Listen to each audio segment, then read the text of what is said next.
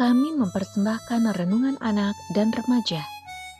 Adik-adik, pembacaan Alkitab hari ini diambil dari Yohanes pasal 19 ayat 39 sampai 40. Juga Nikodemus datang ke situ. Dialah yang mula-mula datang waktu malam kepada Yesus. Ia membawa campuran minyak mur dengan minyak gaharu, kira-kira 50 kati beratnya. Mereka mengambil mayat Yesus, mengapaninya dengan kain lenan, dan membubuhinya dengan rempah-rempah menurut adat orang Yahudi bila menguburkan mayat. Judul renungan hari ini, Nikodemus datang waktu malam, muncul di siang hari. Bagian kedua.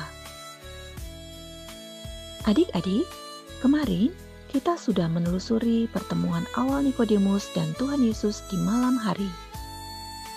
Juga saat Nikodemus membela Yesus saat dihadapkan pada pengadilan agama yang tidak adil di Mahkamah Agama Yahudi Sanhedrin.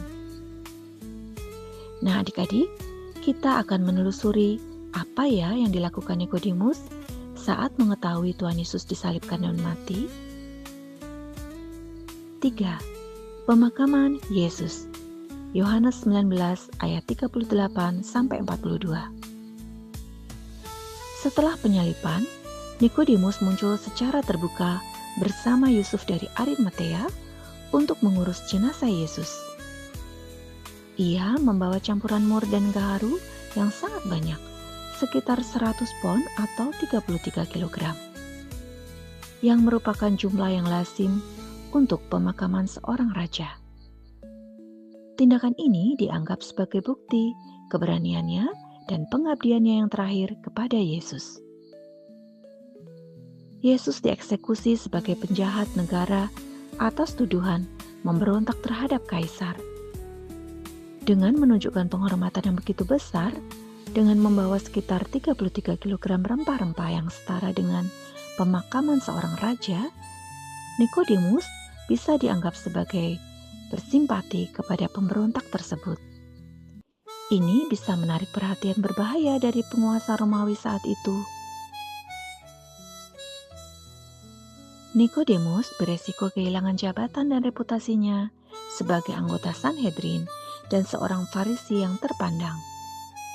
Nikodemus memiliki kekuasaan dan pengaruh besar.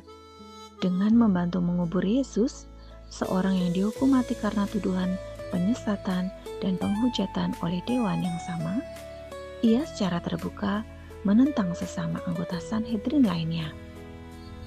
Nikodemus juga beresiko dikucilkan dari rumah ibadah, sinagoge. Salah satu ancaman paling besar bagi seorang Yahudi kala itu adalah dikeluarkan dari sinagoge. Ini berarti ia akan diputus dari pusat kehidupan keagamaan dan komunitasnya, yang bagi seorang tokoh agama seperti Nikodemus sudah seperti tidak dianggap lagi di masyarakat. Nikodemus juga bisa menjadi tidak bisa mengikuti perayaan Paskah Yahudi yang dimulai Sabtu malam itu. Karena hukum Yahudi, bila menyentuh mayat menjadi tidak bersih selama 7 hari. Bilangan 19 ayat 11. Nikodemus juga dilarang memasuki bait Allah sebagai orang yang najis.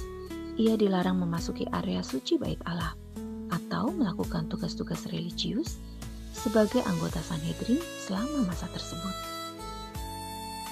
Nikodemus sering dianggap sebagai simbol bagi mereka yang bergumul dengan iman secara pribadi sebelum akhirnya mengakui iman percaya kepada Tuhan Yesus secara terbuka diketahui orang banyak.